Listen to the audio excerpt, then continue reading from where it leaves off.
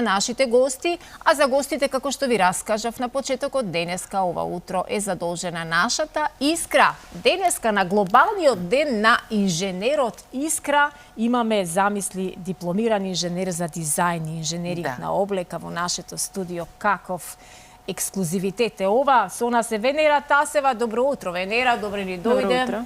Добро утро, Искра, и за тебе. Добро утро, Суза, извинема, морам да го прокоментирам ова. Јас сутринава прочитав дека имало за името. Сама друго, како ќе прочиташ, само сега кога ги видов овие снимки и слики на вистина страшно. Страотно, на вистина.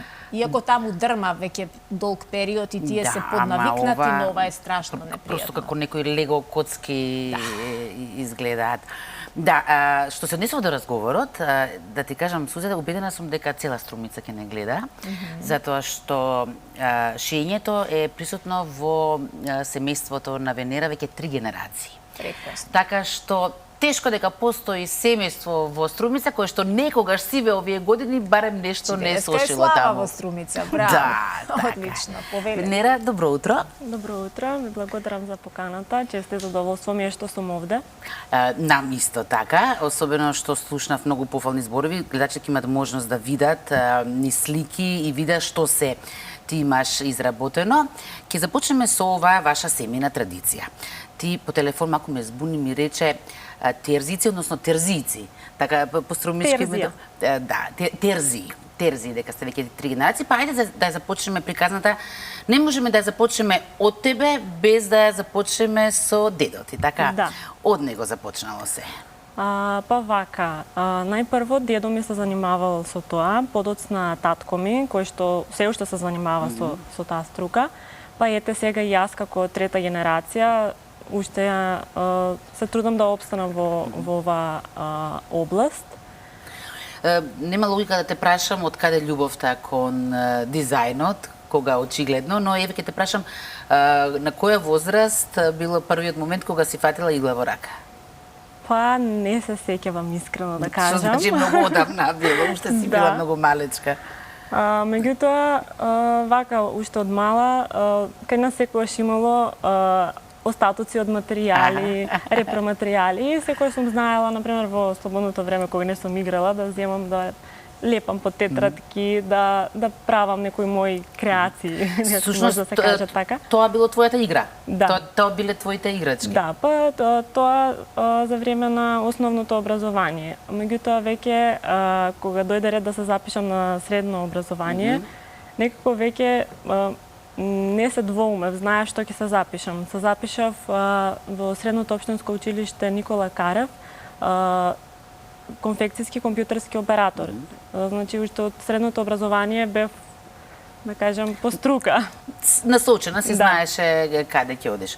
Потоа следуваат студиите во Скопје, така? Па да, за време на средношколските денови, вака, по-креативно се изразував преку, сите го добро ви е познат, Струмичкиот карневал. Да, веднаш имаме и првиот блок на фотографии, можеме да го пуштиме, да видиме како тоа изгледало. Значи, си започнала... Ова се само мал дел од некои маски кои што ги изработував. Еве, например, оваа маска, универзум, ова се вонземјани. Предпоставам дека сите струмичани живеат со овој струмички фестивал, но како е да се биде дел од него? Па, чувството е неопишливо. Секој треба да дојде и да види, да го искуси тоа. По средношколските денови доаѓаат твоите студии во Скопје? Па, како и за средното образование, така веќе и за факултетот, јас не се двоумев што ќе се запишам. Се запишав на Технолошко-металуршкиот факултет, дизајн и инженеринг на облека. За време на студиите немав некој поголем ангажман, бе фокусирана на студиите, меѓутоа ете дојде короната и имав премногу слободно време, а во тој период веќе бев и при крај со студиите и ми дојде идејата да изработувам маски, персонализирани маски. Овие се... Да, извинјава, немаме убави спомени на овој период. Во секој случај, маските си се убави и креативни. Да, ова околу новогодишните празници, вака луѓе во сака за децава да им поклонат нешто, да им биде забавно да ги носат. Сигурно не сакаа да ги носат. Всушност, ова е периодот кога тебе ти се јавува и желбата за цртање и Да. персонализирање, така, и понатаму ја продолжуваш. Да. И во секој едно твое дело ја има? Дали имаш нешто издизајнирано, искреирано, што не е нацртано? Па имам, да, но за тоа сакам подоцно да ви раскажам. По маските, вака јас продолжив да цртам, пошто заинтересираноста на луѓето се зголеми. И почнав да цртам на секаков вид текстил, на маички. Најпрво започнав со обични маички на кратки ракави. Тоа го правев преку профилот T-shirts. Ова е мојата прва изработена маичка и затоа и на Инстаграм профилот кој што го водев се викаше T-shirts. По самата прва маичка која што изработив, ова беше логото. Персонализирано, тоа значи, предпоставувам дека самите клиенти ти нарачуваат што сакат. Кои им се најчестите мотиви? Па, најчесто цртани филмови, од филмови, некои ликови, меѓутоа претежно цртани. Изработував најразлични видови на текстил, на дуксери, на фармерки. Ова се за најмалите, вака тие најчесто изработките ми се за помалите генерации, тие најмногу вака се радуваат на нив. Може се каже на некој начин дека и цртањето е веќе твој заштитен знак? Па да. Сега во времето на дедо ти не постоел интернетов, не постоеле социјалните мрежи, така што предпоставам од голема корист за вас, креативците. На овој начин веќе не постојат ни граници за вас, буквално може цел свет да ве дознае. Понатом сакав да те прашам уште нешто со цел да го совладаш целиот овој процес. Ти во меѓувреме си имаш вработено и имаш работено една година во фабрика, така? Да, па додека вака го правев ова, паралелно барав и работа, зашто сакав одблиску да се запознам со технолошкиот процес. Целиот процес. Да, да видам што како е. И така се вработив овде во Скопје во текстилна фабрика. Таму работев една година и се стекнав со некое искуство, научив доста.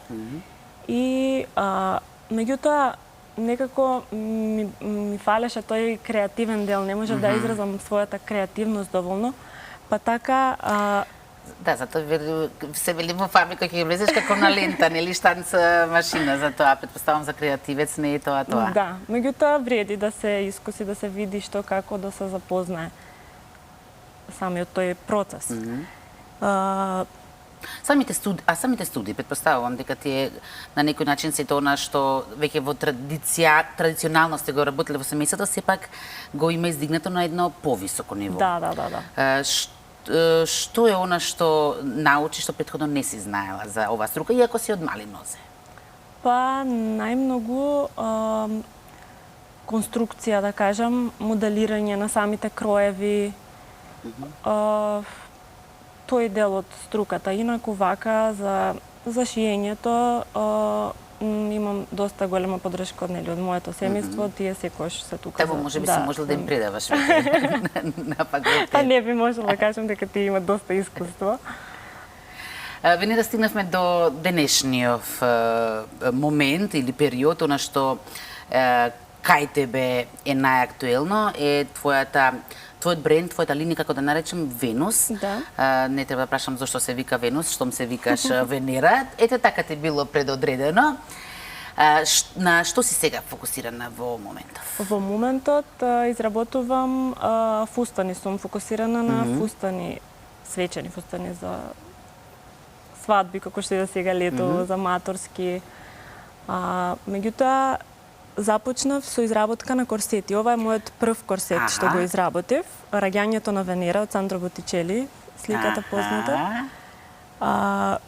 Некако сакав првото дело да го поврзам со самото мое име, да ме потсеќа на од кај сум почнала. И да можеш еден ден на телевизија така да си го кажеш. Морам да те прашам за корсетиве. Не знам дали е точно, ти ќе ми кажеш, дали е всушност најтешко токму корсет да се изработи, односно дали тука е потребна најголема вештина и умешност? Па да, потребна е голема вештина, меѓутоа За некој што знае не е тешко, ништо претпоставувам, така е. па сметам дека да изработиш костум е потешко за разлика од корсет. Ова сега што го гледаме ми е троделен костум, познат под името Дениция. Сакам вака на сите мои парчиња да им давам име. На некој начин така почит им одаваш, така? Па некако, да, како така да бидат препознатливи по своето име. Зошто Дениция? Дениция, ова најпрво го започнав со видов еден конкурс цртај на македонски јазик и сакав да се пријавам, меѓутоа не успеав да стигнем да направам доволно за конкурсот и вака тоа кога го изработив некако си остана со тоа име како што ми почна самата идеја. На костумот има, да кажам, цртежот има скриена порака. Имам вметнато цитати од Петрима Андреевски од стихозбирката Дениция. А во самиот цртеж имам како скриена порака за заштита на пчелите, дека пчелите се во изумирање и некако тоа го поврзав со самите цитати како тоа е да е всушност за нив. Што значи твоите дела и изборуваат. Да. Може така некако да се каже. Рече дека во моментов си фокусирана на фустани. Колку ти е, мене лично ми е мило, колку ти е тебе мило што ете на некој начин се врати женственоста? И со фустаните, и со корсетите. Па некако по короната мислам дека модата малку се промени со тоа што сите почнавме вака некако полежерно да се облекуваме и сега некако како да се враќаме во форма и тоа се опуштивме премногу, сакаш да кажеш за време на короната. И сега сметам дека е време вака да се вратиме во таа женствена фигура да ја доловиме. За самиот крај, Венера, мислам дека имаме видео каде што се гледат како се изработува целиот процес на изработка на еден фустан, така? Ако може да го погледнеме тоа видео, ти таман ќе не прошеташ низ тој процесот. Ова е тоа?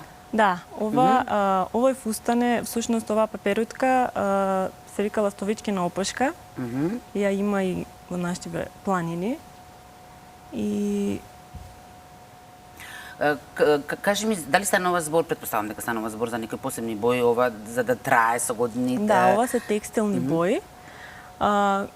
Вака некоја посебна техника за цртање немам, меѓутоа боите се малку специфични. По цртањето треба да има одреден период колку сати треба да се сушат. Потоа следи печење на боите, значи на одредена температура. И после продолжувам со други доработки што ги правам. Подоцна се шие. Прво се црта, подоцна се шие Па материјалот? зависно од моделот. Некогаш може и обратно, Да, така? да. Браво. Сакам да те прашам уште, со оглед на тоа што еве гледам дека нели женственоста и тебе ти е значена, кој период од историјата вака ти најмногу го почитуваш од моден аспект, односно кога би сакала ти да твориш? Па не знам, може би се вратила барок. Барок? Некако Раскош. Да, раскош, многу Гламур, инспиративно. А ова што го гледаме уште, ова кажи ми? Ова е дел од Дениция. Аха. Пчелите се наред, да, сега. Тука се некаде и пчелките. Прекрасно, ова е навистина процес фасцинантен процес. Благодарам. И уште за самиот крај, Венера, да те прашам каде се гледаш во иднината? Следното твое гостување, например, за некоја година кога ќе биде, што ќе имаме да видиме? Па вака, сега ова го работам онлайн. Се надевам дека за скоро би отворила нешто свое, па би можеле да ме посетите таму и да видите дел од моите изработки, па Што значи не издаваш што ќе биде, така? би зборувала за тоа, да. Многу ти благодарам, Сузи, само ти кажам дека ова се за самиот крај. Да ти го кажам дека ова е прво телевизиско интервју, така што претпоставам дека си задоволна, се надевам дека си задоволна. Ќе имаш веројатно во животот уште многу интервјуи, ама да знаеш дека првото најмногу се памти. Така, и никош не се Ти заборава. тргна периодов со промо на многу нови имиња во повеќе области. Па мислам дека ова треба да се види, нели? Секоја чест, Венера, вистина Благодарам. Струмица со права и семејството треба да бидат горди на тебе. Еден ден ќе ми биде драго да те посетиме во твоето модно ателје во вашата Струмица